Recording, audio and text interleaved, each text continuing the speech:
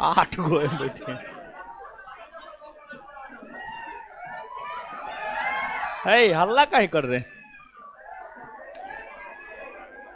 देखिए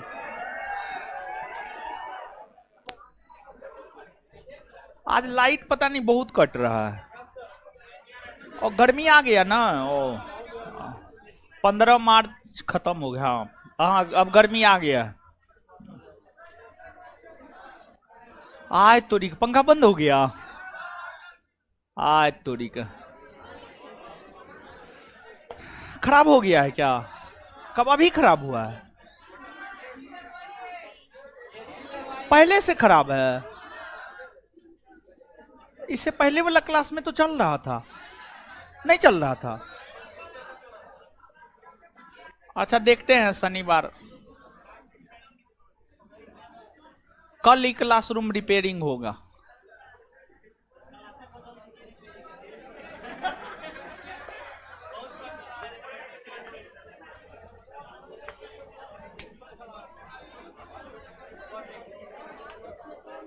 क्या हाल है देवी महारानी लोग? हल्ला काहे करते हैं?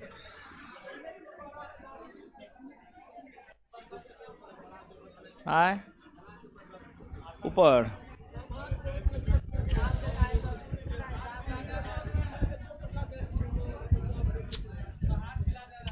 क्या करें? हाँ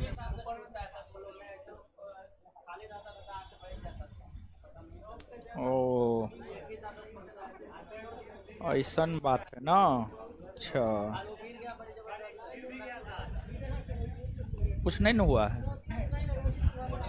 गिर गए। ऐसे मत कीजिए आराम से आइए। छोड़ दीजिए न, कोई बात नहीं ना है जरूरत ही सबका। कुछ हो का जरूरत है आज हमको।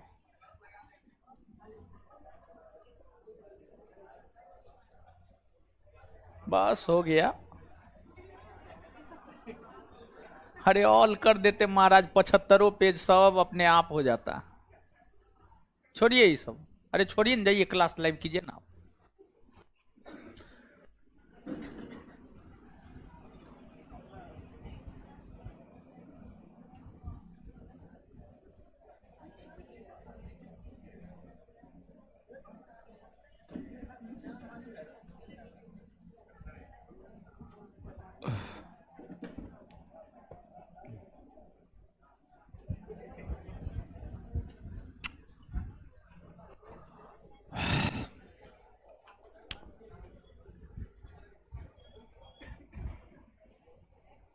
काल चलिए गुड इवनिंग ऑनलाइन वाला को। आप लोग को तो बोल दिए थे। आर चौहान बड़ी दिन के बाद नजर आ रहे हैं। स्मार्ट बबलू आप तो हमेशा रहते हैं।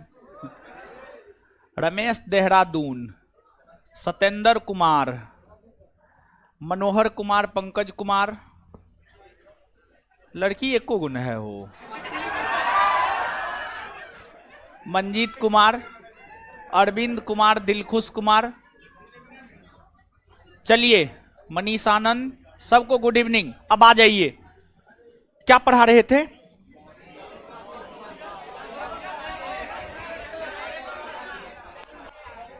क्वेश्चन तो क्वेश्चन लगा हुआ। हाँ आइए 1 मिनट में रिवीजन कर लेते हैं कल के क्लास का। आ जाइए। पहला अशोक ना, अशोक ना। दूसरा भी अशोक। तीसरा बिहार ना, बिहार ना। क्या? धाम। क्या कहा गया? धाम। 4 का आंसर धाम। 5 राहुलो वाद सुत। 5 का आंसर राहुलो वाद सुत।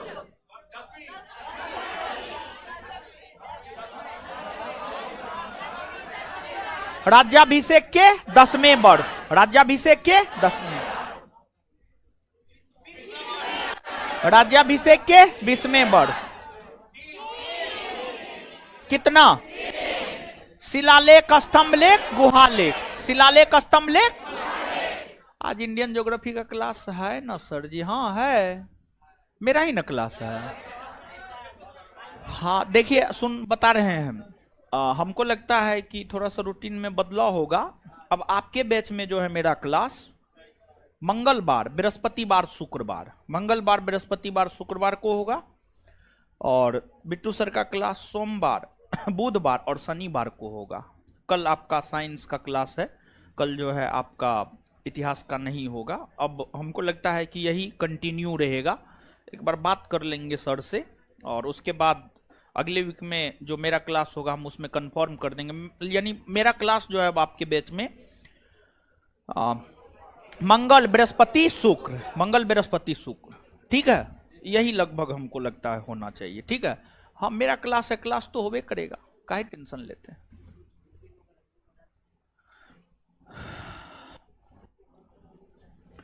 अशोक ने पत्थरों पर लेख लिखवाकर जो आदेश दिया, शिला, बृहद शिला, कितना?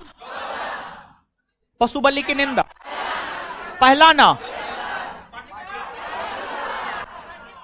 पाटलिपुत्रा ना, 13। अशोक भारत में कह रहा है, भारत में अशोक। दूसरा ना,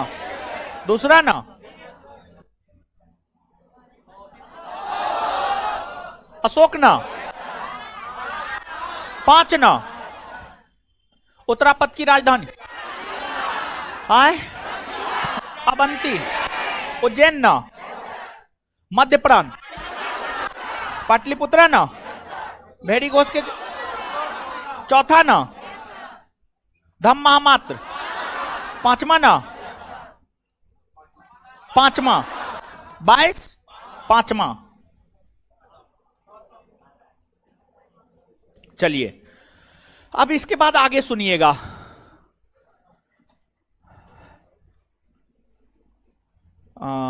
आगे सुनिएगा, 5वां तक बता दिए थे। छठा शिलालेख, कमेंट हटा दीजिए सामने से।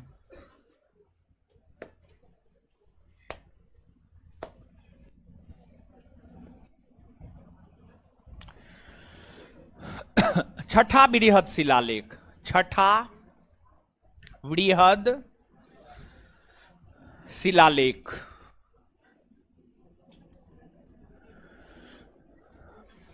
देखिए कल हम बात किए थे आत्मनियंत्रण, जब हम आपको अशोक के धाम के विषय में बता रहे थे, अशोक के धाम के विषय में बता रहे थे, तो वहां पर हम आपको बताए थे कि अशोक के धम्म नीति के जो मूल में था, अशोक के धम्म नीति का जो आधार था, वह आपको आत्मनियंत्रण या स्वनियंत्रण। तो अशोक ने जो आत्मनियंत्रण या स्वनियंत्रित होने की शिक्षा दी है, इसकी चर्चा अशोक के छठे बृहद शिलालेख में देखने को मिलता है। तो छठे बृहद शिलालेख के माध्यम से अशोक ने आत्मनियंत्रण की शिक्षा देने का काम किया है, और इसी छठे बृहद शिलालेख में ही इस बात की घोषणा अशोक ने किया है कि मैं कहीं भी रहूं, चाहे अंतःशाला में अपनी रानी के साथ विश्राम भी कर रहा हूंगा, तो हमारे महामात्य, हमारे मंत्री जनहित से संबंधित कार्यों को लेकर हमसे मिल सकते हैं। इसकी भी घोषणा अशोक ने अपने छठे बृहद शिलालेख में की है। और यही तो सांकेतिक तौर पर आत्मनियंत्रण या स्वनियंत्रण की बात हुई। तो ये दो बात, और ये जो स्टेटमेंट है, जो स्टेटमेंट हमने अभी आपको दिया कि मैं कहीं भी रहूं, चाहे मैं अपनी पत्नी, अपनी रानी के साथ विश्राम घर में यानी आवास में जो है विश्राम कर रहा हूंगा, फिर भी हमारे महामात्य हमसे आकर मिल सकते हैं, ये प्रश्न पूछा गया है, किसी पीसीएस का पूछा हुआ क्वेश्चन है। एग्जैक्ट ध्यान में नहीं है कौन पीसीएस पूछा है, लेकिन किसी पीसीएस का पूछा हुआ क्वेश्चन है, अच्छा क्वेश्चन है, आगामी और भी परीक्षाओं में पूछने की संभावना इस प्रश्न की है, इसको आप याद रखेंगे। इसके बाद अगला है छठा के बाद सातवां बृहद शिलालेख। सातवां बृहद शिलालेख, सातवां बृहद शिलालेख में क्या है, देखिए आपने कल के सेशन में यह बात पढ़ा होगा, कल के सेशन में भी लेक्चर के दौरान हमने आपको इस बात से अवगत करवाया था कि अशोक निश्चित तौर पर बौद्ध धर्म को अपना लिया था, लेकिन ऐसा नहीं था कि अशोक अन्य धर्मों को संरक्षण नहीं प्रदान किया, अन्य धर्मों को भी अशोक ने संरक्षण प्रदान किया था। यानी अशोक धार्मिक तौर पर सहिष्णु व्यक्ति था, धार्मिक तौर पर सहिष्णु व्यक्ति था और धर्म को वो व्यक्तिगत मानता था, धर्म को वो व्यक्तिगत मानता था और सभी धर्मों को उन्होंने संरक्षण प्रदान किया था, सभी धर्मों को आगे बढ़ाने का काम अशोक ने किया था। तो अशोक जो धार्मिक तौर पर सहिष्णु है, धार्मिक तौर पर सभी धर्मों को संरक्षण प्रदान किया है, इसी की चर्चा सातवें बृहद शिलालेख में देखने को मिलती है। इसके बाद आगे है आठवां बृहद शिलालेख। अगर आठवां बृहद शिलालेख की हम बात करें तो अशोक ने बौद्ध धर्म को अपनाने के बाद गौतम बुद्ध के जीवन से जुड़े हुए जितने भी स्थल थे, जैसे कि लुम्बिनी हो गया, कपिलवस्तु हो गया, बोधगया हो गया, सारनाथ हो गया, कुशीनगर हो गया, तो गौतम बुद्ध के जीवन से जुड़े भी जितने भी स्थल थे, उन स्थलों की जो यात्रा की है उसी को तीर्थ यात्रा या धर्म यात्रा कहा जाता है। तो अशोक की जो तीर्थ यात्रा या धर्म यात्रा है उसी की चर्चा आपको आठवें बृहद शिलालेख में है। तो जो आठवां बृहद शिलालेख है इसमें जो है अशोक के धर्म यात्रा या तीर्थ यात्रा की चर्चा है, धर्म यात्रा या तीर्थ यात्रा की चर्चा है। फिर आप इस बात को ऐसे समझिएगा, नवें बृहद शिलालेख, आगे नवें बृहद शिलालेख देखिए, जैसे अभी जो है आपको 2023 चल रहा है, हाँ 2023 चल रहा है, 2024 में 18वीं लोकसभा के लिए चुनाव होने हैं।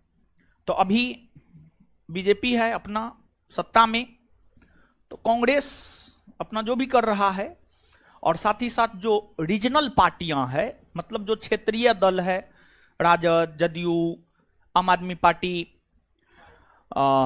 ममता बनर्जी का तृणमूल तो ऐसे राष्ट्रीय पार्टी है, सॉरी, ममता बनर्जी का तृणमूल तो राष्ट्रीय पार्टी है, क्षेत्रीय में समाजवादी पार्टी हो गया। आप देखेंगे कि अभी जो है कभी अखिलेश जो है लालू यादव से मिलेगा, कभी अखिलेश जो है ममता बनर्जी से मिलेगा, कभी अखिलेश जो है तेलंगाना के सीएम से मिलेगा, समझ गए, तेलंगाना के सीएम से मिलेगा। तो ये सब जो मुलाकात होता है, यानी एक मुख्यमंत्री जो दूसरे मुख्यमंत्री से या एक विपक्षी दल के नेता जो दूसरे विपक्षी दल के नेता से मिलता है, इसको शिष्टाचार मुलाकात कहा जाता है। जैसे कल की बात है या परसों की बात है, न्यूज हम कल देख रहे थे, अब बात कल की ही है या फिर परसों की बात है, ममता बनर्जी जो है, जो कि आपको पश्चिम बंगाल की मुख्यमंत्री है, ममता बनर्जी ओडिशा के मुख्यमंत्री नवीन पटनायक से जाकर के मिले और नवीन पटनायक से जाकर मिले अपना, और फिर बाद में नवीन पटनायक का बयान आया कि ये जो है एक शिष्टाचार मुलाकात था, समझ गए, ये शिष्टाचार मुलाकात था, इसमें कोई भी राजनीतिक बात नहीं हुई है। लेकिन दो नेता अगर बैठता है तो वहां पर राजनीति के बात होता है, गैर राजनीतिक बात कुछ होबे नहीं करता है, समझ गए। तो ये जो आपस में मुख्यमंत्री, सब दो मुख्यमंत्री आपस में मिलते हैं या दो राजा आपस में मिलता है, इसको शिष्टाचार मुलाकात कहा जाता है, शिष्टाचार मुलाकात कहा जाता है, समझ गए। तो जैसे आज दो मुख्यमंत्री आपस में मिलते हैं, दो विपक्षी दल के नेता आपस में मिलते हैं, जिसको हम लोग शिष्टाचार मुलाकात कहते हैं। तो अशोक धम के माध्यम से धम के माध्यम से जब अपने साम्राज्य का विस्तार करने लगा था, तो अब उस क्रम में अशोक को राजाओं से मिलना होता था। तो अशोक जो अपने समकालीन अन्य राजाओं से मुलाकात करते थे, जिसको शिष्टाचार मुलाकात कहा जाता है, उसी शिष्टाचार मुलाकात की चर्चा जो है नवें बृहद शिलालेख में है, नवें बृहद शिलालेख में है।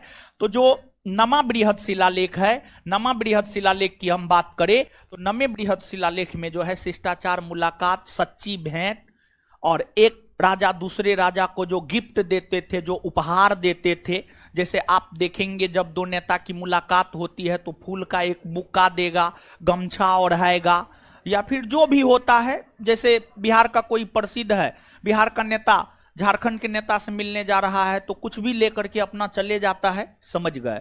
तो ये सब चीज जो है आपको इन बातों की चर्चा नवें बृहद शिलालेख में है। इसके बाद 10वें बृहद शिलालेख, 10वां बृहद शिलालेख।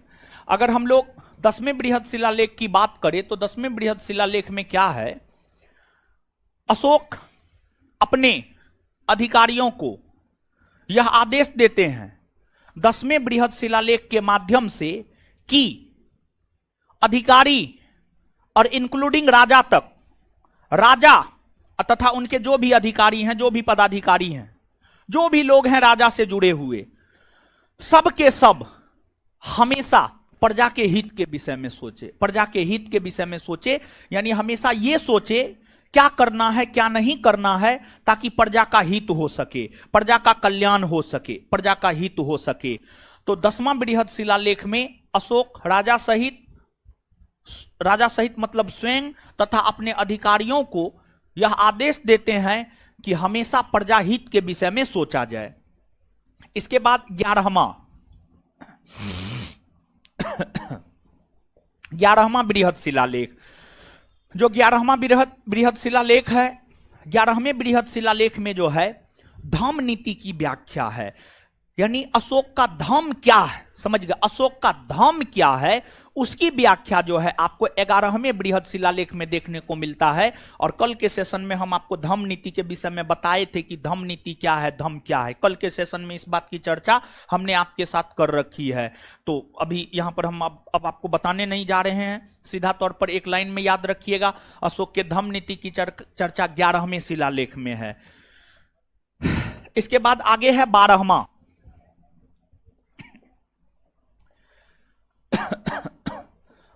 बृहद शिलालेख।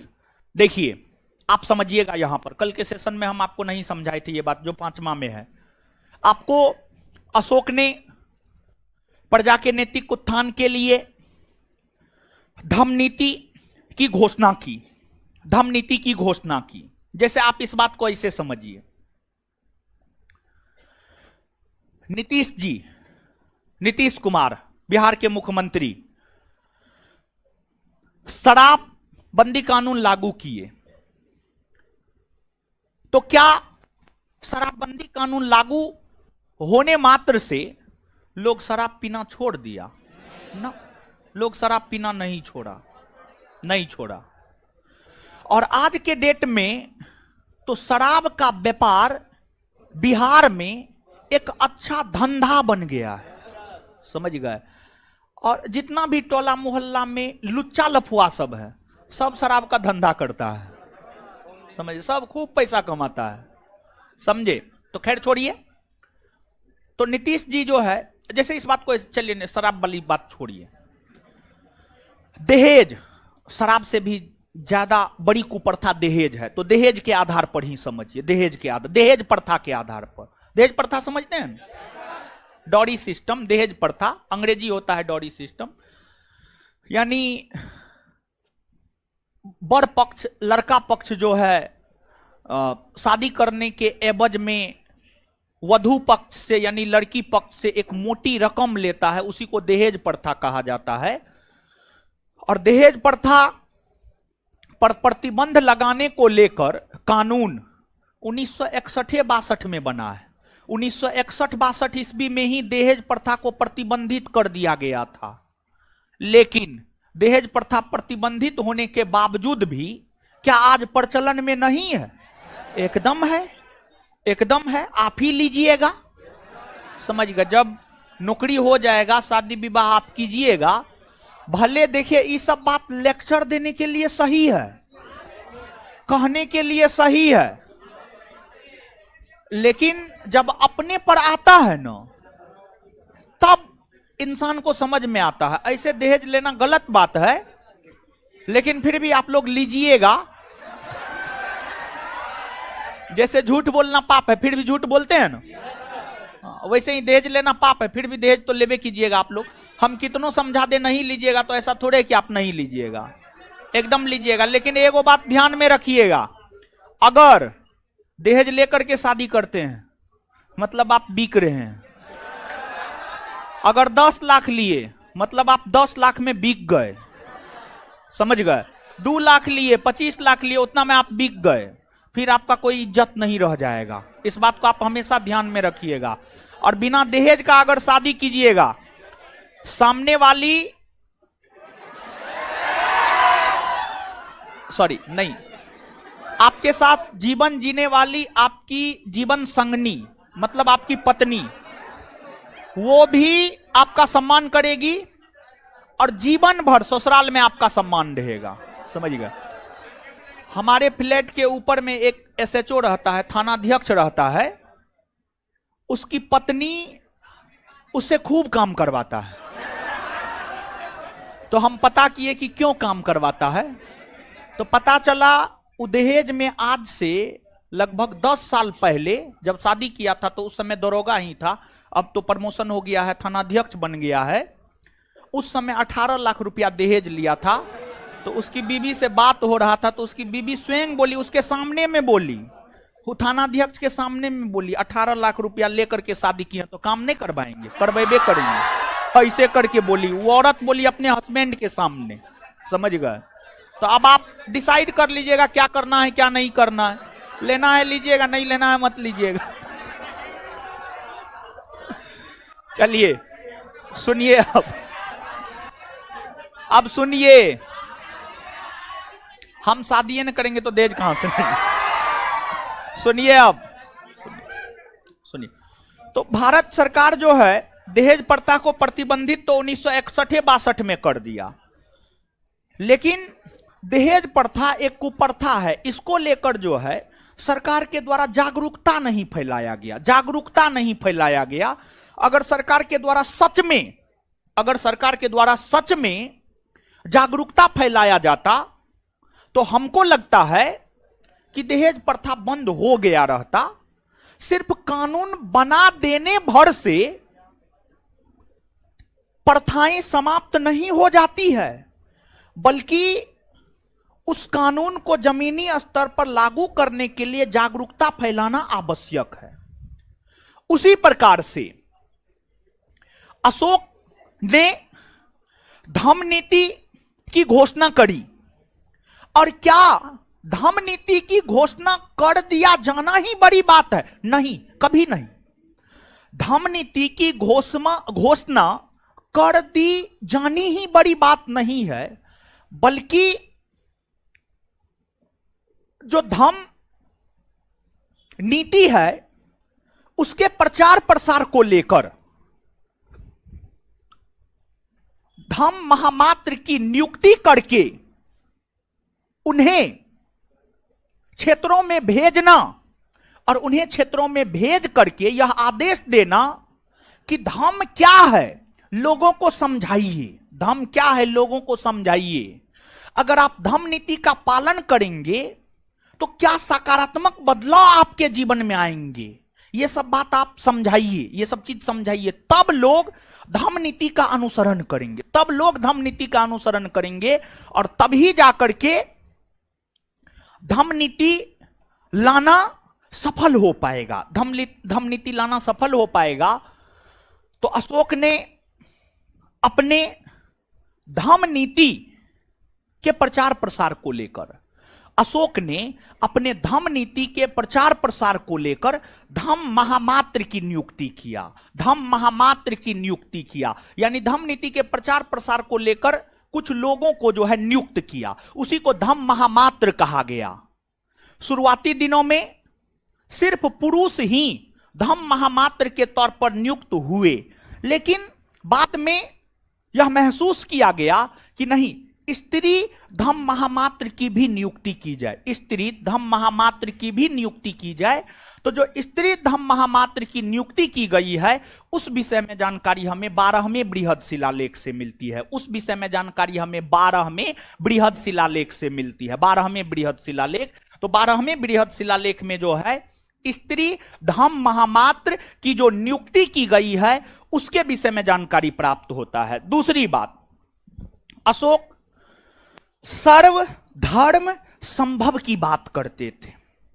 अशोक सर्व धर्म संभव की बात करते थे, मतलब अशोक सभी धर्मों को एक साथ लेकर आगे बढ़ने की बात करते थे। अशोक सभी धर्मों को जो एक साथ लेकर आगे बढ़ने की बात करते थे, इसी को सर्वधर्म संभव कहा गया। जैसे भारत एक ऐसा देश है जो सर्वधर्म संभव की नीति पर चल रहा है। आप देख सकते हैं भारत में हिंदू, मुस्लिम, सिख, ईसाई, बौद्ध, जैन, पारसी सभी समुदाय के लोग या सभी संप्रदाय के लोग जो है रहते हैं। सरकार सभी समुदाय के लोगों को आगे बढ़ाने का काम कर रही है, समझ गए? तो ये चीज है।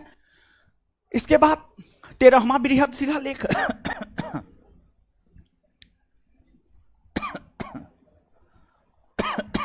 13वां बृहद शिलालेख है।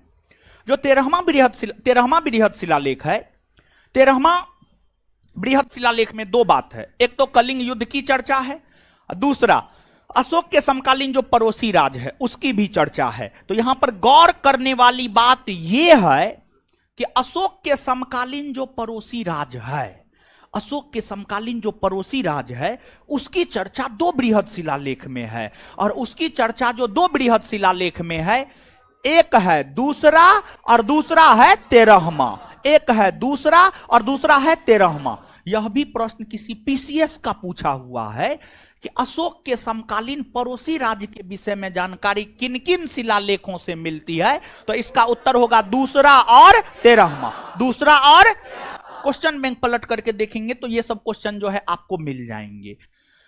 इसके बाद आगे है 14वां बृहद शिलालेख। 14वां बृहद शिलालेख, 14वां बृहद शिलालेख देखिए, जो 14वां बृहद शिलालेख है, 14वें बृहद शिलालेख के माध्यम से अशोक ने अपनी जनता को, अपनी प्रजा को धार्मिक जीवन जीने को व्यतीत किया है। धार्मिक जीवन जीने को व्यतीत किया है, जीवन जीने को प्रेरित किया है। प्रेरित किया है। अशोक ने अपनी जनता को धार्मिक जीवन जीने को लेकर प्रेरित किया है। मतलब अशोक ने यह कहा है कि आपको जो धर्म मानना है अपना धर्म मानिए और अपने धर्म के अनुरूप आप जीवन जिए, अपने धर्म के अनुरूप आप काम कीजिए। आपके धर्म में जो मान्य है उसको आप मानिए, आपके धर्म में जो मान्य नहीं है उसको आप नहीं मानिए। तो अशोक ने 14वें बृहद शिलालेख के माध्यम से जो है अपनी प्रजा को, अपनी जनता को धार्मिक जीवन जीने को प्रेरित किया है। तो यही 14 बृहद शिलालेख है। और जो अलग अलग प्रकार की बातें हैं ये हमने आपको बताया है। अब नीचे से आप नोट डाउन कीजिए। लिखिए। और आपको सूचना मिल गया था ना कि इतिहास का क्लास होगा? नहीं मिला? टेलीग्राम पे तो हम ही मैसेज डाले अंदर, हम ही डाले। हाँ, हम डाले हैं टेलीग्राम पे मैसेज। हाँ, कॉपी तो लेकर आए होंगे तब। लिखिए, लिखिए। 5वां तक लिख लिया। छठा बृहद शिलालेख, हेडिंग मारिए छठा बृहद शिलालेख।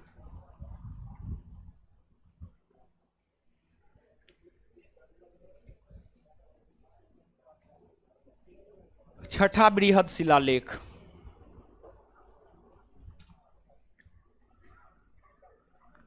छठा बृहद शिलालेख लिखिएगा। इसमें अशोक के द्वारा दी गई, इसमें अशोक के द्वारा दी गई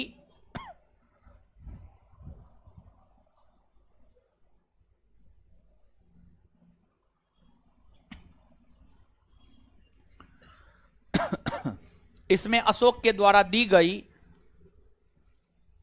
इसमें अशोक के द्वारा दी गई आत्मनियंत्रण,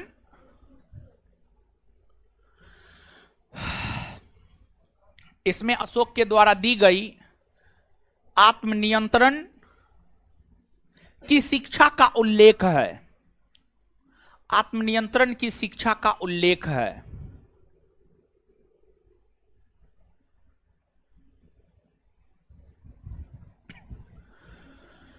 इसी शिलालेख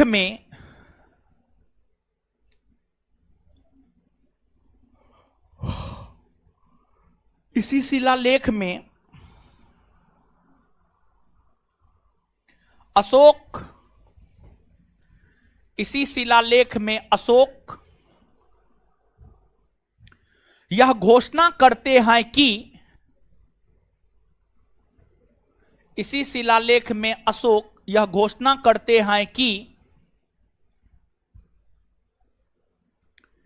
इसी शिलालेख में अशोक यह घोषणा करते हैं कि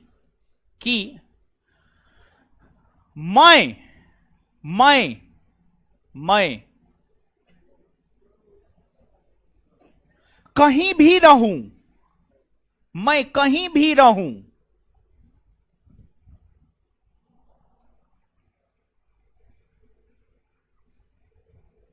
मैं कहीं भी रहूं, कोमा, चाहे अंतःशाला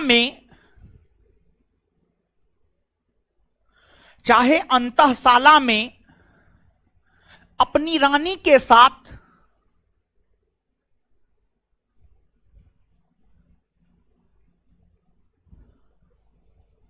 विश्राम ही अंतःशाला में अपनी रानी के साथ विश्राम ही करता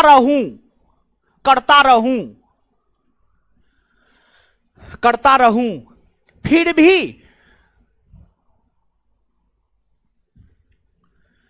हमारे महामात्य का मतलब मंत्री, फिर भी हमारे महामात्य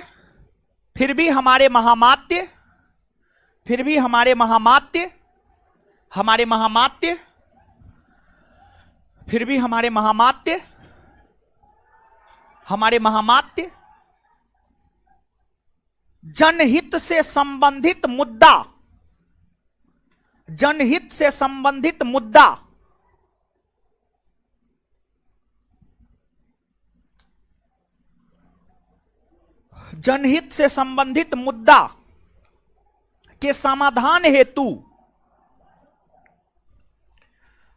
से संबंधित मुद्दा के समाधान हेतु हमसे आकर मिल सकते हैं, हमसे आकर मिल सकते हैं।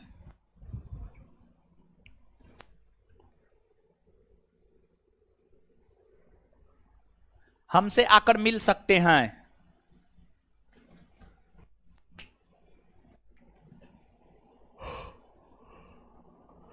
हमसे आकर मिल सकते हैं। चलिए आगे, सातवां बृहद शिलालेख,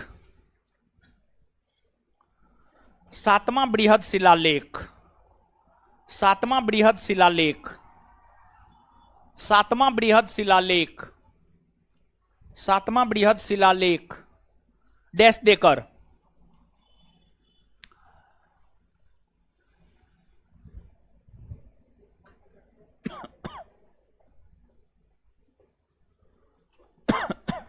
अशोक ने जो धार्मिक सहिष्णुता की बात की है, सातवां बृहद शिलालेख डैश देकर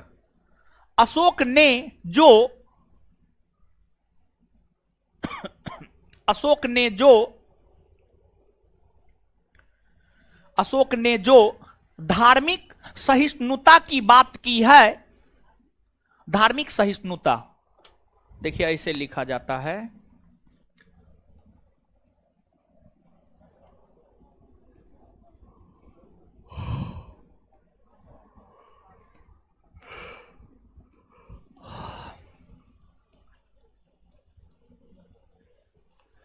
अशोक ने जो धार्मिक सहिष्णुता की बात की है,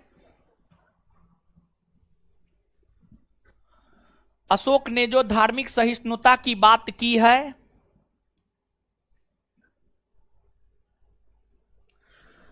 अशोक ने जो धार्मिक सहिष्णुता की बात की है उस विषय में जानकारी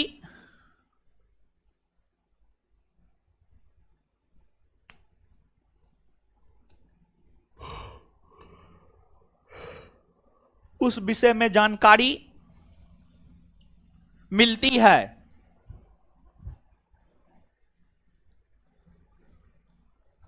आठवां बृहद शिलालेख, नेक्स्ट पॉइंट, आठवां बृहद शिलालेख।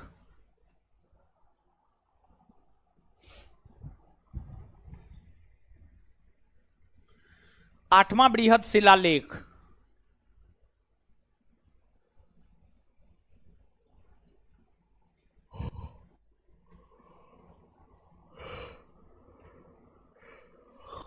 आठवां बृहद शिलालेख लिखिएगा डैश देकर, अशोक ने बौद्ध धर्म को अपनाने के बाद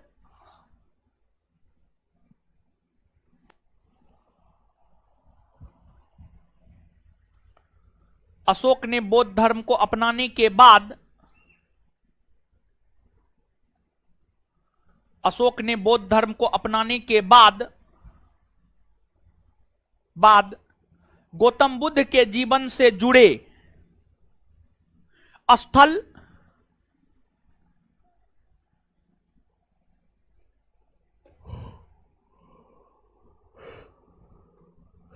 गौतम बुद्ध के जीवन से जुड़े स्थल जैसे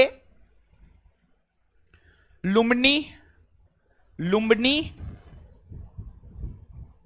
लुम्बिनी, कपिलवस्तु कपिलवस्तु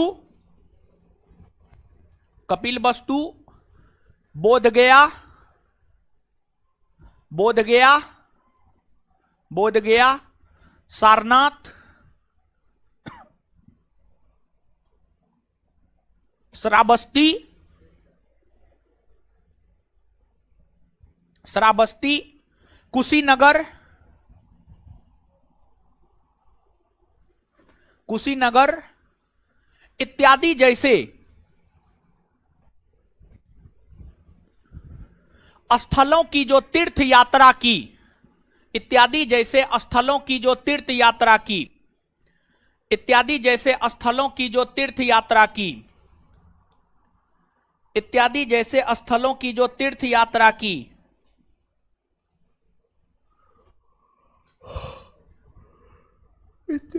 इत्यादि जैसे स्थलों की जो तीर्थ यात्रा की उस विषय में जानकारी प्राप्त होती है।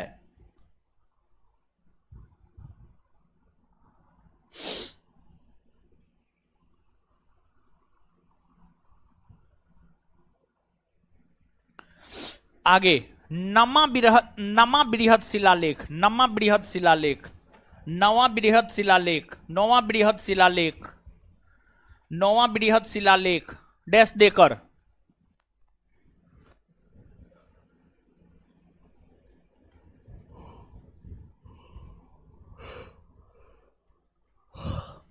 अशोक ने अपने समकालीन राजाओं से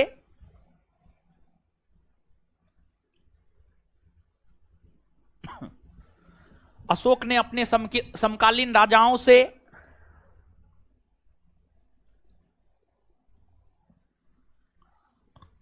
अशोक ने अपने समकालीन राजाओं से जो अशोक ने अपने समकालीन राजाओं से जो जो जो शिष्टाचार मुलाकात की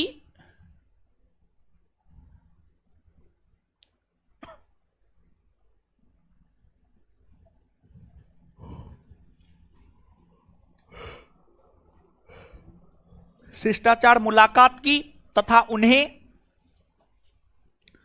उन्हें उपहार भेंट प्रदान किए तथा उन्हें उपहार भेंट प्रदान किए तथा उन्हें उपहार भेंट प्रदान किए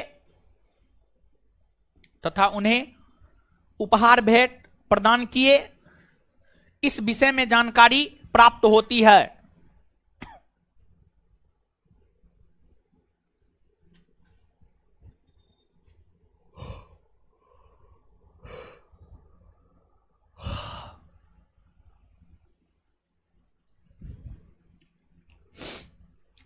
नेक्स्ट नम्मा के बाद दसवां दसवां दसवां दसवां दसवां बृहद शिलालेख लिख लिए? लिख लिए? चलिए लिखिए। अशोक राजा सहित, अशोक राजा सहित, अशोक राजा सहित अपने सभी पदाधिकारियों को, अशोक राजा सहित अपने सभी पदाधिकारियों को आदेश आदेश दिए हैं कि, आदेश दिए हैं कि, दिए हैं कि वो हमेशा, वो हमेशा, वो हमेशा प्रजाहित के विषय में, वो हमेशा प्रजाहित के विषय में सोचे।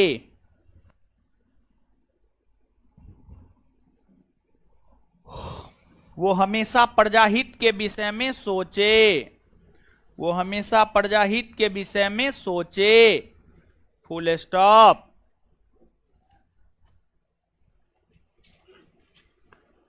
Full stop.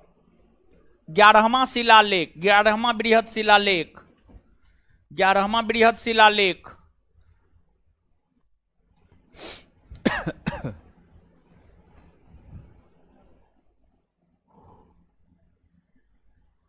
ग्यारहवां बृहद शिलालेख डैश देकर,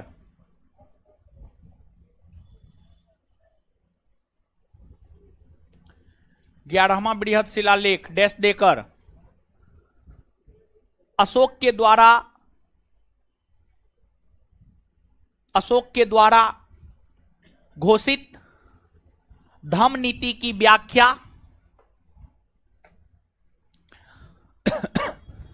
अशोक के द्वारा घोषित धम्म नीति की व्याख्या, अशोक के द्वारा घोषित धम्म नीति की व्याख्या, धम्म नीति की व्याख्या इसमें देखने को मिलती है। अशोक के द्वारा घोषित धम्म नीति की व्याख्या इसमें देखने को मिलती है।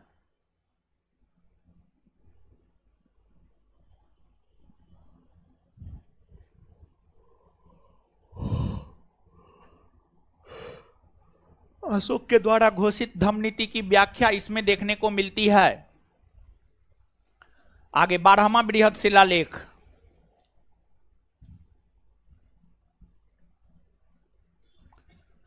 12वां बृहद शिलालेख, 12वां बृहद शिलालेख, 12वां बृहद शिलालेख डैश देकर लिखिए, लिखिए।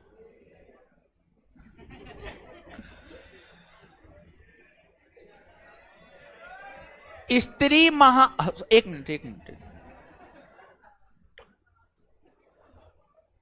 धम्म के प्रचार को लेकर, धम्म ध मम संयुक्त धम्म, धम्म के प्रचार को लेकर, धम्म के प्रचार को लेकर, धम्म के प्रचार को लेकर अशोक ने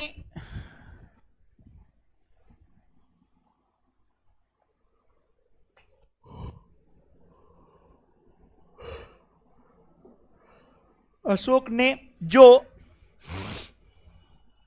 अशोक ने जो जो स्त्री धम्म महामात्र, अशोक ने जो स्त्री धम्म महामात्र, अशोक ने जो स्त्री धम्म महामात्र की नियुक्ति किया है, अशोक ने जो स्त्री धम्म महामात्र की नियुक्ति किया है, नियुक्ति किया है, उस विषय में जानकारी प्राप्त होती है, उस विषय में जानकारी प्राप्त होती है।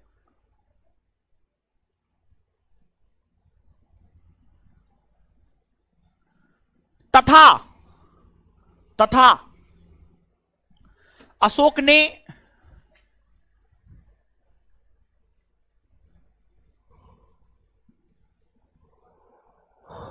तथा अशोक ने जो सर्वधर्म संभव तथा अशोक ने जो सर्वधर्म संभव तथा अशोक ने जो सर्वधर्म संभव की बात की है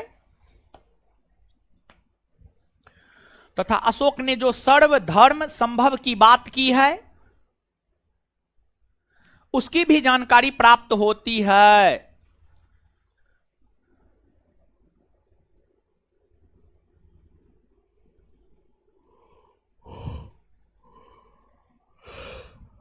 उसकी भी जानकारी प्राप्त होती है उसकी भी जानकारी प्राप्त होती है। Full stop. आगे 13वां बृहद शिलालेख 13वां बृहद शिलालेख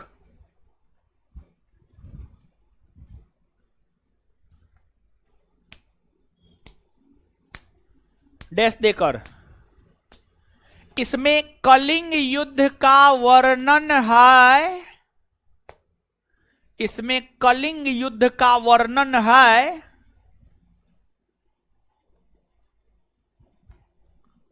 तथा तथा अशोक के समकालीन जो पड़ोसी राज्य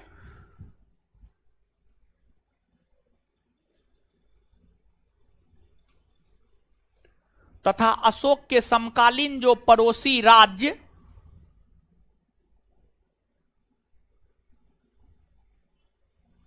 चेर चोल और पांड्य है तथा अशोक के समकालीन जो पड़ोसी राज्य चेर चोल और पांड्य है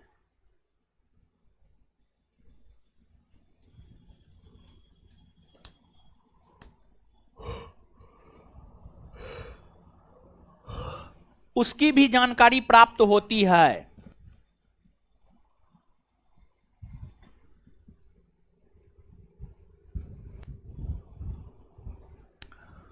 नोट देकर के लिखिएगा NOTE नोट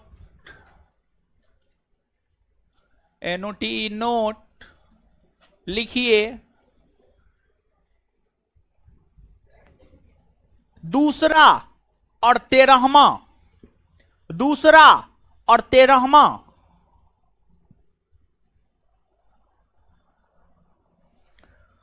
दूसरा और 13वां दोनों बृहद शिलालेख में दोनों बृहद शिलालेख में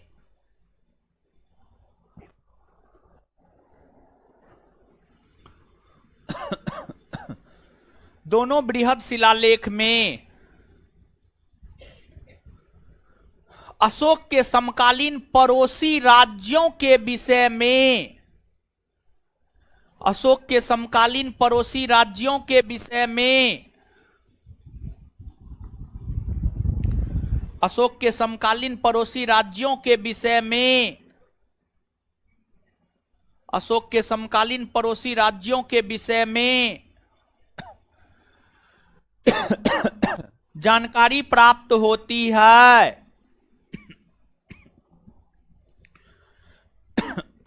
जानकारी प्राप्त होती है। Full stop.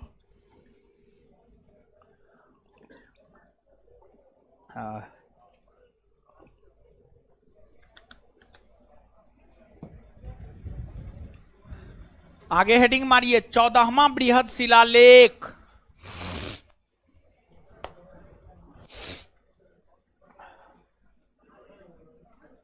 आगे हेडिंग मारिए 14वां बृहद शिलालेख।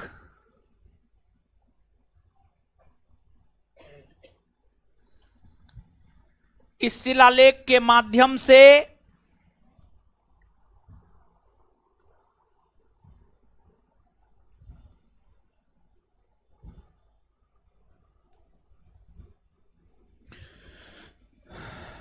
इस शिलालेख के माध्यम से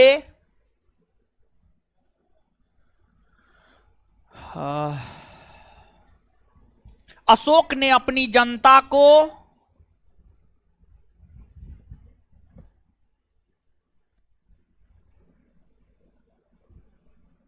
इस शिलालेख के माध्यम से अशोक ने अपनी जनता को धार्मिक जीवन जीने को प्रेरित किया है। अशोक ने अपनी जनता को धार्मिक जीवन जीने को प्रेरित किया है।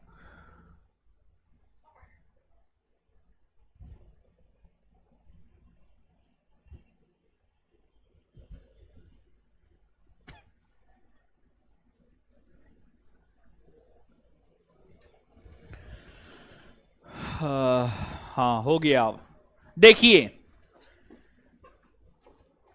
एक तो आप याद कीजिए थोड़ा सा कल के सेशन को। अशोक के अभिलेख को 3 भागों में हमने बांटा, शिलालेख, स्तंभ लेख, गुहालेख। शिलालेख को हमने 2 वर्गों में बांटा, बृहद और लघु। बृहद और तो ये तो बृहद शिलालेखों की संख्या 14। बृहद शिलालेखों के विषय में हमने आपको बताया। अब लघु शिलालेख, आगे हेडिंग मारिए लघु शिलालेख। लघु मतलब छोटे शिलालेख। लघु शिलालेख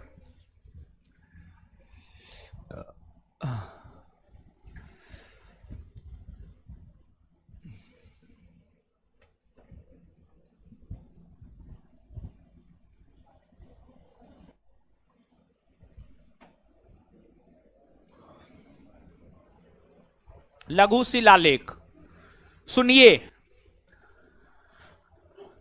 अगर लघु शिलालेखों की बात की जाए, यानी छोटे शिलालेखों की बात की जाए, तो इसकी संख्या सैकड़ों में है। सैकड़ों में है, मतलब 100 से भी अधिक लघु शिलालेख है। तो जो 100 से भी अधिक लघु शिलालेख है, उतना पढ़ने की जरूरत ना है।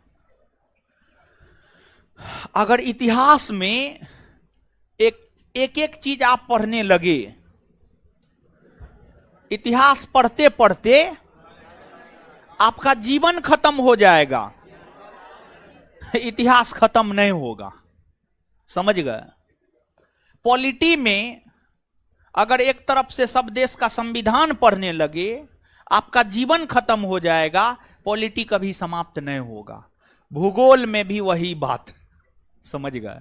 मतलब हिस्ट्री, पॉलिटी, ज्योग्राफी तीनों ऐसा सब्जेक्ट है खत्म होने वाला ना है। समझ गए? खत्म होने वाला ना है। ये खत्म कभी हो ही नहीं सकता, और कोई खत्म इसको कर ही नहीं सकता। समझ गए? तो बात ऐसन है। तो फिर भी परीक्षा के लिहाज से जो महत्वपूर्ण है उसको हम लोग देख लेते हैं।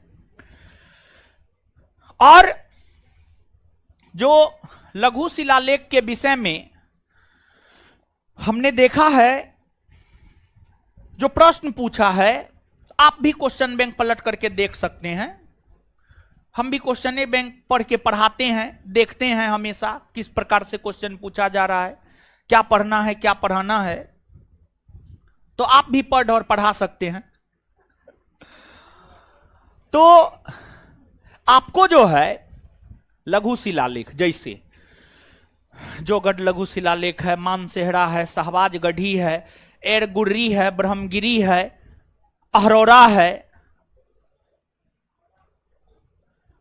धौली है, जोगढ़ है, सोपारा है, इत्यादि।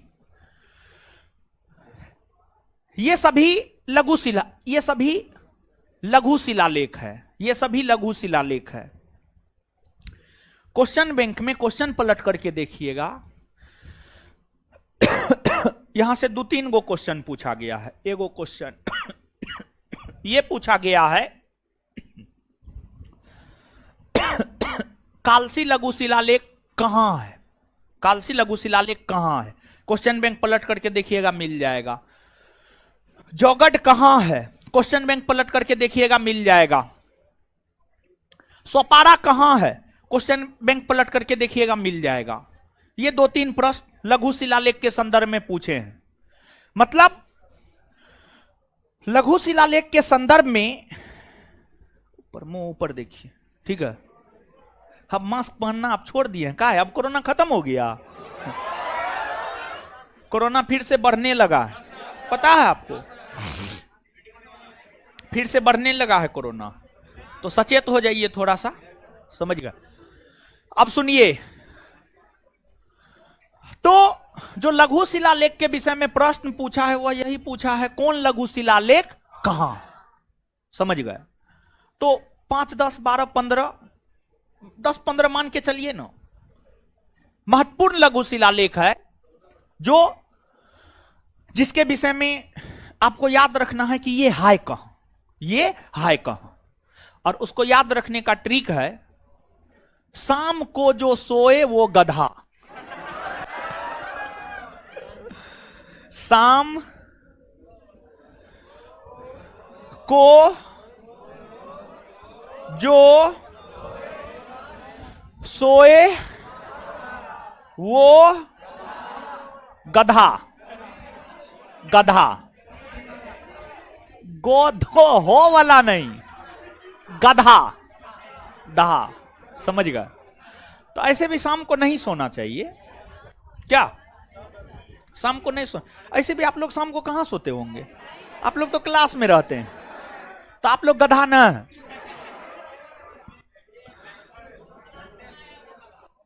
हाँ, जो क्लास में आया हो वो तो सोइए रहा होगा, वो गधा होगा।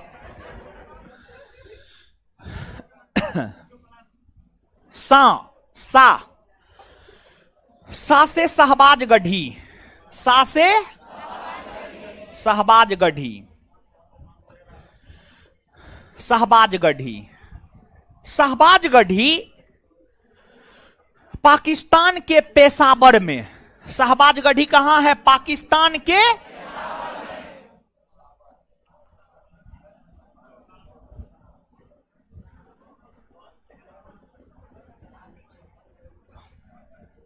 मां से मान सेहरा, मां से मान सेहरा, यह भी पाकिस्तान में है और पाकिस्तान के हजारा में है। यह भी पाकिस्तान में है और पाकिस्तान के हजारा में है। और जानते हैं कल 23 मार्च था, कल 23 मार्च था ना? 23 मार्च का दिन भारतीय इतिहास में और पाकिस्तान के इतिहास में भी बहुत महत्वपूर्ण है। एक तो 23 मार्च को स्वतंत्रता आंदोलन के सबसे बड़े क्रांतिकारी भगत सिंह को उनके साथियों के साथ लाहौर में 1931 ईस्वी में फांसी पर लटका दिया गया था। इस वजह से महत्वपूर्ण है। और भगत सिंह का सम्मान भारत ही नहीं पाकिस्तान में भी होता है, पाकिस्तान में भी होता है, क्योंकि उनका जन्म वर्तमान के पाकिस्तान में ही हुआ था, समझ गए? और ये तो है ही भगत सिंह के संदर्भ में। दूसरा, मुस्लिम लीग, मुस्लिम लीग जैसे कांग्रेस एक राजनीतिक संगठन था, मुस्लिम लीग भी एक राजनीतिक संगठन था। मुस्लिम लीग ने 23 मार्च 1940 को मुस्लिम लीग के लाहौर अधिवेशन में मुसलमानों के लिए एक अलग राष्ट्र पाकिस्तान के निर्माण को स्वीकृति प्रदान किया था। और इसलिए प्रत्येक वर्ष पाकिस्तान में 23 मार्च को पाकिस्तान दिवस के रूप में मनाया जाता है।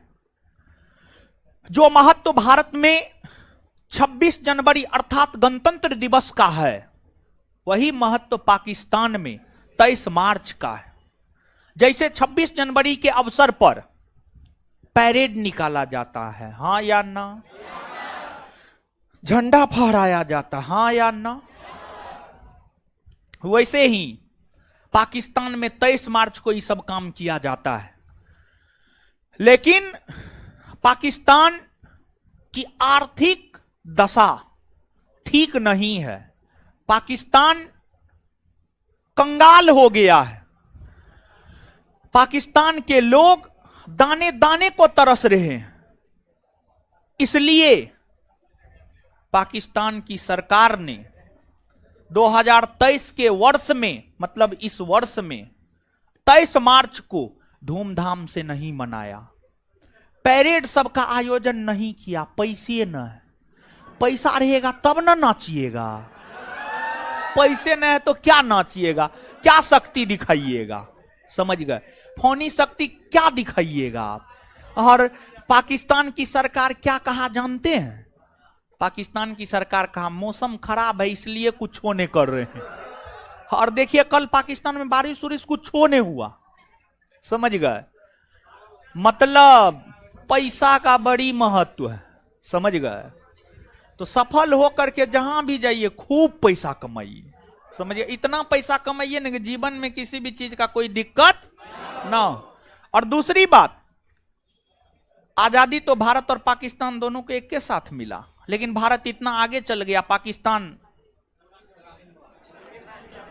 खत्म हो गया, बर्बाद हो गया। ऐसा क्यों? ज्वेलेसी के कारण, ज्वेलेसी के कारण, समझ गए? दूसरी बात, वो स्वयं पर ध्यान नहीं दिया बल्कि आस पड़ोस को देखने में लगा रहा। वहीं भारत स्वयं पर ध्यान दिया। भारत किसी से जलता न है, भारत में ज्वेलेसी की भावना नहीं है, इसलिए भारत आगे बढ़ गया। दूसरी बात, भारत ने सिर्फ अपने काम पर ध्यान दिया।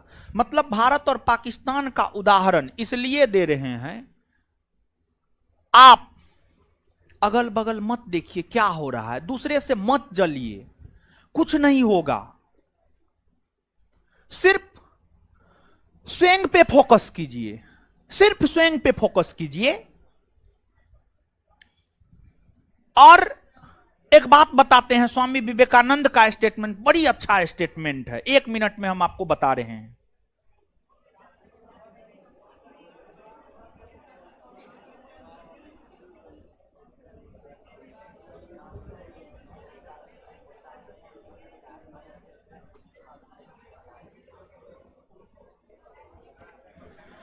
सुनिए, लोग कहते हैं कि इस पर विश्वास करो, उस पर विश्वास करो। मैं कहता हूं कि खुद पर विश्वास करो, सारी शक्तियां तुम्हारे भीतर ही है। स्वामी विवेकानंद का स्टेटमेंट, स्वामी विवेकानंद, समझ गए?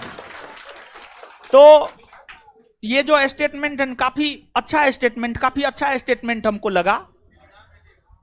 तो स्वयं पर विश्वास कीजिए कि आप कर सकते हैं और कुछ भी कर सकते हैं। आप में सारी शक्ति, आप हर कुछ कर सकते हैं। लेकिन अगर आप अपने ऊपर कॉन्सेंट्रेट करेंगे तब, अगर आप अपने ऊपर कॉन्सेंट्रेट ना करके दूसरे के ऊपर कॉन्सेंट्रेट करेंगे, जैसे दो महिला जब आपस में बैठेगी, उसके अपने घर में क्या हो रहा है वो उसकी चर्चा नहीं करेगी, लेकिन पड़ोसी के घर में क्या हो रहा है उसकी चर्चा खूब करेगी, समझ गए? और जबकि जो पड़ोसी के घर में हो रहा है उसके भी घर में हो रहा है, समझ गए? तो ये वाला बात मत कीजिए और अपने पे फोकस कीजिए, अपने पे, मतलब स्वयं के विषय में सोचिए और स्वयं पे विश्वास कीजिए। आप कुछ भी कर सकते हैं। बात समझ में आया? नहीं तो अगर दूसरे को देखे और दूसरे से जले, पाकिस्तान वाला हाल हो जाएगा। आगे, को से कालसी, क से कालसी। कालसी जो है ना उत्तराखंड के देहरादून में है। कालसी कहां है? उत्तराखंड के। तो कालसी शिलालेख जो है उत्तराखंड के देहरादून, उत्तराखंड के देहरादून। जो से जोगढ़, जो से जोगढ़, जो से जोगढ़, जोगढ़ ओडिशा में है। कहां है? ओडिशा में, ओडिशा में, ओडिशा में है।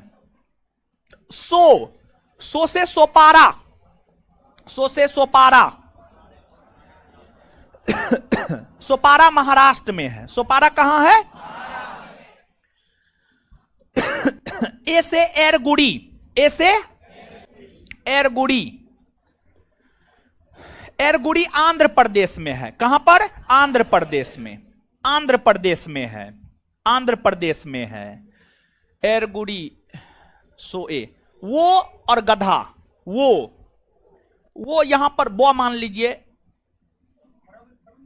वो से ब्रह्मगिरी, वो से ब्रह्मगिरी, ब्रह्मगिरी कर्नाटक में है। कहां पर है? कर्नाटक, कर्नाटक में है। गधा, ग से गंजाम, गंजाम ओडिशा में। ग से गंजाम और ग से गिरनार दोनों। ग से गंजाम भी ओडिशा में है और ग से गिरनार ओडिशा में है। ग से गिरनार कहां है? ओडिशा में, सॉरी गुजरात में, सॉरी गंजाम ओडिशा में, गिरनार गुजरात में, सॉरी गिरनार कहां? गुजरात में, सॉरी गिरनार गुजरात में। गुजराता लिख दिया, रात होगा। धा से धौली, धौली भी उड़ीसा में है। धौली भी कहां है? ओडिशा में। ये तो ट्रिक के आधार पर हो गया। इसके अलावे अशोक के और भी लघु शिलालेख है। खैर ट्रिक पर जो है, शाम को जो सोए गधा पूरा मीनिंगफुल शब्द है। अब इसमें कुछ जोड़ते तो फिर बेअर्थ वाला शब्द हो जाता, बेअर्थ वाला वाक्य हो जाता। इसलिए इसमें ज्यादा कुछ नहीं जोड़े और आराम से याद रख लीजिएगा। शाम को जो सोए गधा, ऐसे भी आप विद्यार्थी हैं और सोने का टाइम रात को होता है, समझिए रात को सोना चाहिए, शाम को थोड़े सोना चाहिए ना, गलत बात। इसके अलावे और भी लघु शिलालेख है, जैसे अहरौरा, अहरौरा लघु शिलालेख मिर्जापुर उत्तर प्रदेश।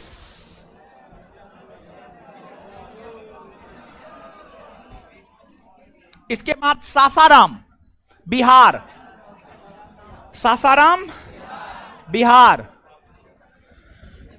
इसके बाद मास्की कर्नाटक, गुर्जरा मध्य प्रदेश, गुर्जरा मध्य प्रदेश, गुर्जरा मध्य प्रदेश। ठीक है, तो कुल मिलाकर के हम आपको यहां पर यह बात कहना चाह रहे हैं कि जो लघु शिलालेख है, ये लघु शिलालेख कहां से मिले हैं, इसका प्राप्ति स्थल कहां है, यह बात याद रखना जो है आपके लिए ज्यादा महत्वपूर्ण है। तो आपने लघु शिलालेख हेडिंग मार लिया है, हां या ना? हाँ ना। अब उसमें लिखिए, लिखिए तो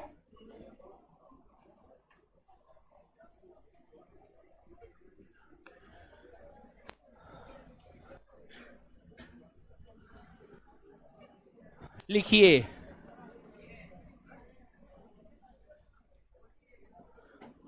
अशोक के लघु शिलालेखों की संख्या सैकड़ों में है। अशोक के लघु शिलालेख की संख्या सैकड़ों में है। अशोक के लघु शिलालेख की संख्या सैकड़ों में है।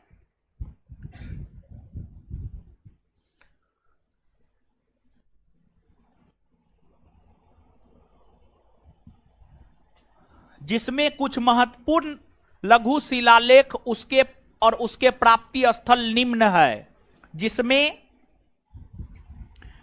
जिसमें कुछ प्रमुख लघु शिलालेख, जिसमें कुछ प्रमुख लघु शिलालेख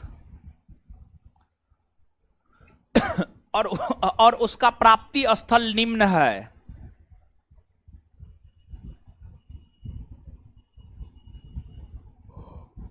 और उसका प्राप्ति स्थल निम्न है,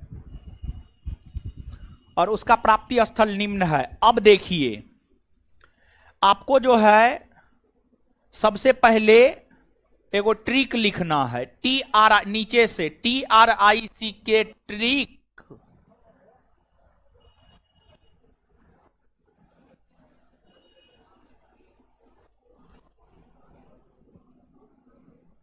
शाम को जो सोए गधा, है वो गधा, और वो गधा। शाम को जो सोए वो गधा, गोदोहा वाला नहीं, गधा वाला। गधा में भी अलग प्रकार का गधा,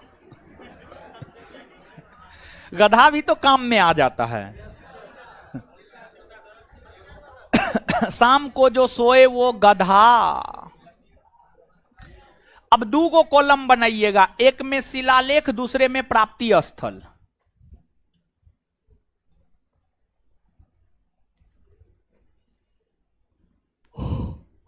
एक में शिलालेख, दूसरे में प्राप्ति स्थल। एक में शिलालेख, दूसरे में प्राप्ति स्थल। एक में शिलालेख, दूसरे में प्राप्ति स्थल।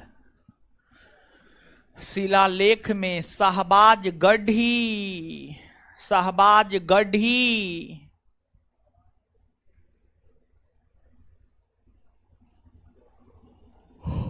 प्राप्ति स्थल में पेशावर पाकिस्तान, पेशावर पाकिस्तान, पेशावर पाकिस्तान। 2 नंबर में मानसेहरा, शिलालेख में 2 नंबर में मानसेहरा, मानसेहरा। प्राप्ति स्थल में हजारा, पाकिस्तान। प्राप्ति स्थल में हजारा, पाकिस्तान। आगे 3 नंबर में Kalsi,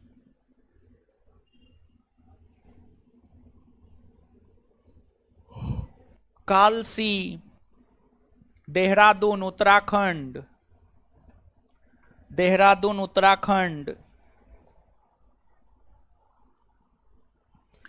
Dehradun Uttarakhand. Next Jaugarh, next Jaugarh, Odisha. Next Jaugarh, Odisha. Next Jaugarh, Odisha.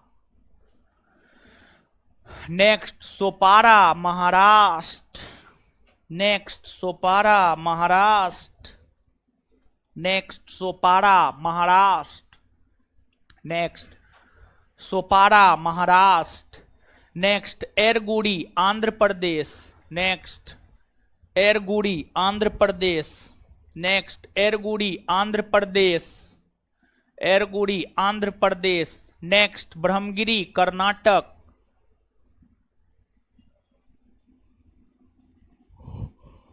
Next Brahmagiri, Karnataka. Next Ganjam, Odisha. Next Ganjam, Odisha. Ganjam, Odisha. Next Girnar, Gujarat. Next Girnar, Gujarat. Girnar, Gujarat. Girnar, Gujarat. Next Dhauli, Odisha. Next Dhauli, Odisha. Next Ahraura, Mirzapur, Uttar Pradesh.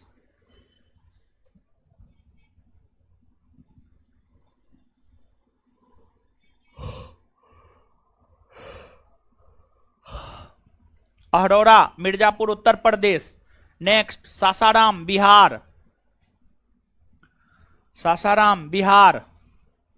Next Maski, Karnataka. Next Maski, Karnataka. Maski, Karnataka. Next Gujarra, Madhya Pradesh. Next Gujarra, Madhya Pradesh. Next Bhabru, Rajasthan. Next Bhabru, Rajasthan. हो गया कितना? 10-12 गो हो गया ना? 15 गो हो गया। अच्छा 13 गो। भाबरू, भाबरू, भाबरू, राजस्थान। चलिए इतना याद रखना है। अब सुनिए, आप यहां पर ये बात देख पा रहे हैं, गौर से सुनिए। इधर उधर का एक है, समझ रही है, समझ रही। आपको जो है आप यहां पर यह बात देख पा रहे हैं कि अशोक के जो शिलालेख है वो भारत से भी मिल रहे हैं, भारत से भी मिले हैं, और अशोक के जो शिलालेख है वो पाकिस्तान से भी मिले हैं। लेकिन आप यहां पर थोड़ा गौर करेंगे तो आपको यह मालूम होगा कि अशोक के ज्यादातर शिलालेख भारत से मिले हैं, और अशोक के जो ज्यादातर शिलालेख भारत से मिले हैं उसमें ब्राह्मी लिपि का प्रयोग किया गया है। ब्राह्मी लिपि का प्रयोग किया गया, ब्राह्मी लिपि और प्राकृत भाषा का प्रयोग हुआ है। अशोक के जो अधिकतर शिलालेख भारत से मिले हैं उसमें ब्राह्मी लिपि और प्राकृत भाषा का प्रयोग हुआ है, ब्राह्मी लिपि और प्राकृत भाषा का प्रयोग हुआ है। वहीं अशोक के जो शिलालेख पाकिस्तान से मिले हैं उसमें खरोष्टी लिपि का प्रयोग हुआ है, उसमें खरोष्टी लिपि का प्रयोग हुआ है, खरोष्टी लिपि। तो अशोक के जो शिलालेख भारत से मिले हैं उसमें ब्राह्मी लिपि, और अशोक के जो शिलालेख पाकिस्तान से मिले हैं उसमें खरोष्टी लिपि। अर्थात मानसेहरा और शाहबाजगढ़ी ये दोनों पाकिस्तान से मिला है ना। ये दोनों में कौन लिपि का प्रयोग किया गया? खरोष्टी ना। ये दोनों में खरोष्टी लिपि का प्रयोग किया गया। अब देखिएगा ब्राह्मी लिपि,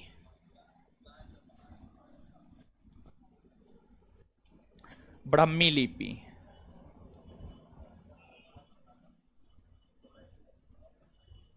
देखिए, इधर हो जाएगा, इधर हो जाएगा क्या?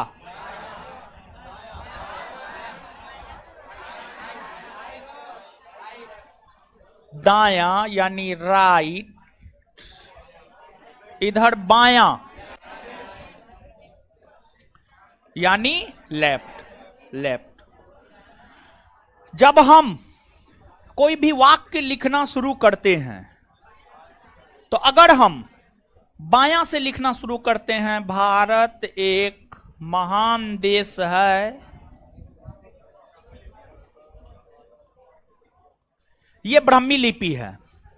और ध्यान दीजिएगा, ब्राह्मी लिपि का ही आधुनिक रूप देवनागरी है। ब्राह्मी लिपि का ही आधुनिक रूप कौन है? देवनागरी लिपि। क्लियर? इसके बाद खरोष्टी लिपि। खरोष्टी लिपि इसके ठीक विपरीत दायां से बायां लिखा जाता है, दायां से बायां। खरोष्टी लिपि हो गया, अरबी लिपि हो गया, फारसी लिपि हो गया, ये सब लिपि दायां से बायां, दायां से। तो आपसे पूछा जाता है कौन लिपि किधर से किधर लिखी जाती है, याद रखिएगा। तो अब नीचे से लिखिएगा,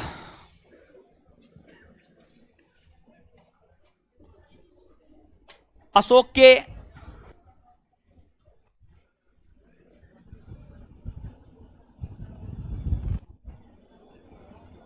अधिकतर अभिलेख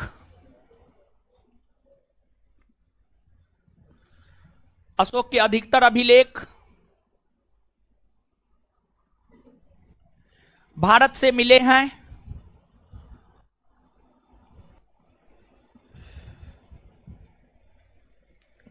अशोक के अधिकतर अभिलेख भारत से मिले हैं,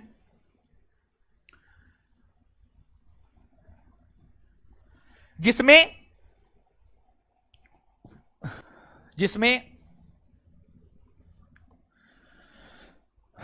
प्राकृत भाषा और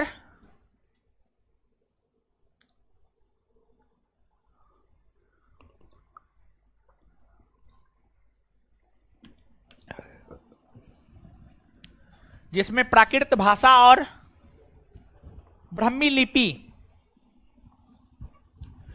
ब्राह्मी लिपि का प्रयोग किया गया है।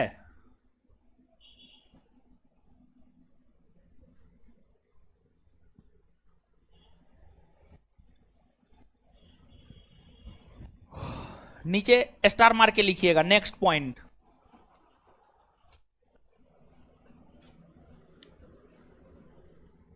ब्राह्मी लिपि, ब्राह्मी लिपि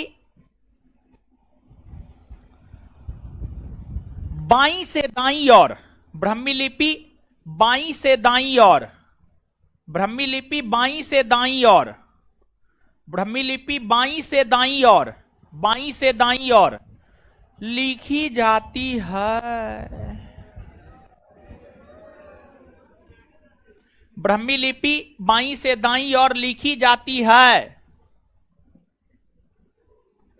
इसी लिपि का आधुनिक रूप देवनागरी लिपि है। इसी लिपि का आधुनिक रूप देवनागरी लिपि है। इसी लिपि का आधुनिक रूप देवनागरी लिपि है। इसी लिपि का आधुनिक रूप देवनागरी लिपि है। देवनागरी लिपि है। नेक्स्ट पॉइंट, अगला पॉइंट,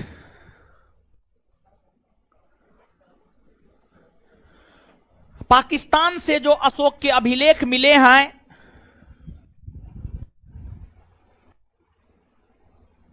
पाकिस्तान से जो अशोक के अभिलेख मिले हैं,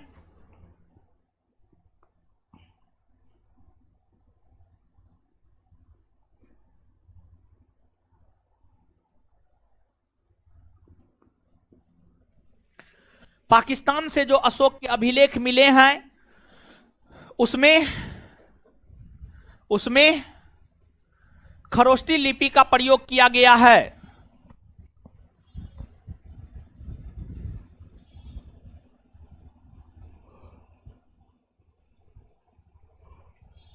उसमें खरोष्टी लिपि का प्रयोग किया गया है। यह लिपि दाईं से बाईं ओर, यह लिपि दाईं से बाईं ओर लिखी जाती है।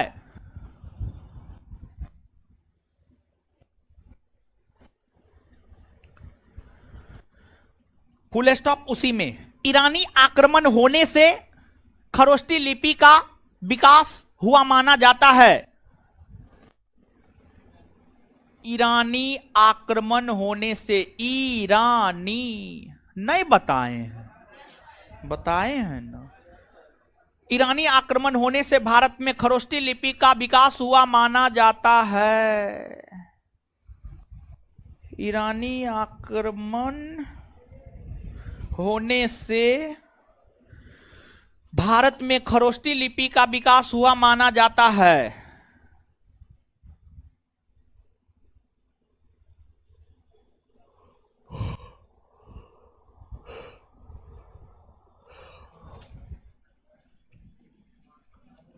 चलिए गुरुजी लोग आइए याद कीजिए।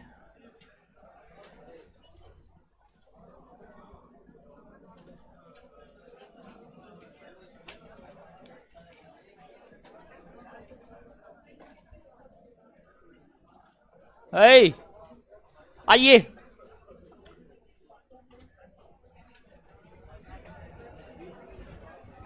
कॉपी बंद कर लीजिए।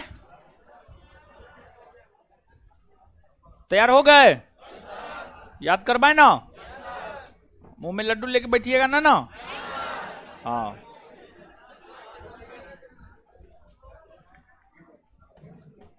आत्मनियंत्रण की शिक्षा के विषय में जानकर, आत्मनियंत्रण की शिक्षा छठा में क्या है? धार्मिक सहिष्णुता, धार्मिक सहिष्णुता, धार्मिक सहिष्णुता, तीर्थ यात्रा, तीर्थ यात्रा, शिष्टाचार भेंट, शिष्टाचार भेंट अशोक राजा सहित प्रत्येक पदाधिकारी को हमेशा जनता हित के विषय में सोचने को कहा, प्रजाहित के विषय में सोचने को।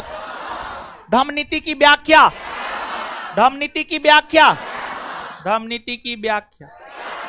हाय स्त्री महामात्र की नियुक्ति, स्त्री धम्म महामात्र की नियुक्ति, स्त्री धम्म महामात्र की नियुक्ति। सर्वधर्म संभव, 12वां सर्वधर्म संभव। कलिंग युद्ध, कलिंग युद्ध।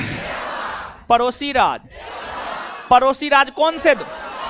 दूसरा और अशोक अपनी प्रजा को धार्मिक जीवन जीने को प्रेरित किया, धार्मिक जीवन जीने को प्रेरित किया।